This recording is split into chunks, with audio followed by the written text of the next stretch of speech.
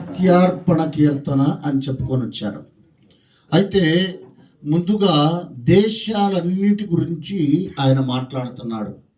ఏమంటున్నాడు ఆయన దేశాలన్నిటి గురించి అంటే, సమస్త దేశములారా యెహోవాకు ఉత్సాహ ధ్వని చేయుడి, సంతోషముతో ఆయనను సేవించుడి. అంటే దేవుడు ఏం కోరుకుంటున్నాడు?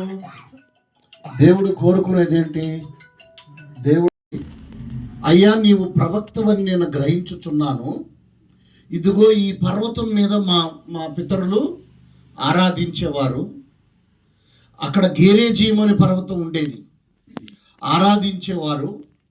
అక్కడ ఏంటంటే రాజ్యం విడిపోయినప్పుడు యెరూషలేములోనికి వెళ్ళి ఆరాధించనివ్వకుండా వాళ్ళకు ప్రత్యేకమైన బలిపీఠాన్ని అక్కడ కట్టుకున్నారు. అక్కడ ఆరాధిస్తామయ్యా మేము అని చెప్తే యేసు ప్రభువు అన్నాడు, అమ్మా ఇక ఎన్నటికీ మీరు ఈ ఆరాధన ఆరాధించరు. తండ్రిని ఆరాధించేవారు ఆత్మతోనూ సత్యముతోనూ యథార్థంగా ఆయనని ఆరాధించాలి. Praise the lord. హల్లెలూయా. అంటే ఉత్సాహం అనేది ఇష్టము లేకుండా, కష్టంగా, బాధతో, ఆలోచనలతో, దుఃఖముతో ఆయన సన్నిధికి రావాలని చెప్పలే.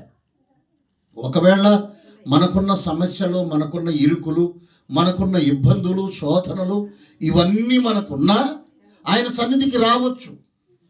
కానీ ఆయన సన్నిధికి వచ్చేటప్పుడు సంతోషముతో, ఉత్సాహముతో ఆయన సన్నిధికి రావాలి. Praise the lord.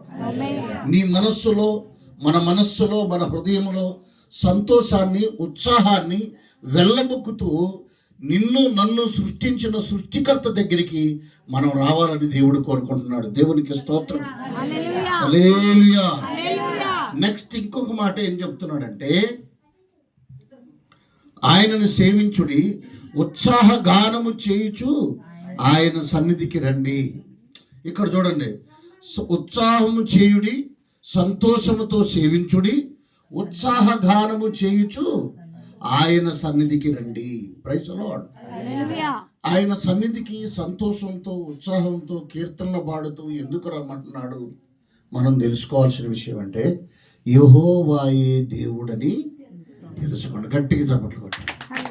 యెహోవాయే దేవుడని తెలుసుకోవటం కోసం ఆయన సన్నిధికి రమ్మంటున్నాడు. దాని కింద దేవుడు ఈయనే రక్షకుడు, విమోచకుడు, విడుదలకు నాయకుడు, పునరుద్ధారుడు, సర్వశక్తిమంతుడు, సర్వాధికారి, సృష్టికర్త, నిర్మాణకుడు, భూలోకములో పరలోకములో సమస్త స్థితిగతులు ఎరిగిన వాడు, ఆయనకి సమస్తము తెలుసు, ఆయన సృష్టికర్త అంటానికి ఇక్కడ ఒక విషయాన్ని ఆయన చూపిస్తా ఉన్నాడు. మనకి చూపిస్తా ఉన్నాడు. 3వ వచనం 2వ పాట, ఆయనే మనలను పుట్టించెను, ఆయనే మనలను స్వహస్తాలతో సృజించెను, మనము ఆయన వారము. ఎవరు వారం? ఆదివారం, సోమవారం, మంగళవారం, బుధవారం కాదు ఇక్కడ చెప్పింది, ఆయన వారము.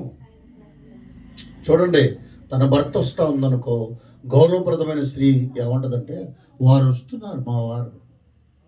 ఏముంటుందండి? గౌరవప్రదమైన స్త్రీ, జ్ఞానం కలిగిన స్త్రీ, వివేచన కలిగిన స్త్రీ తన భర్త వస్తుంటే ఏమంటారు?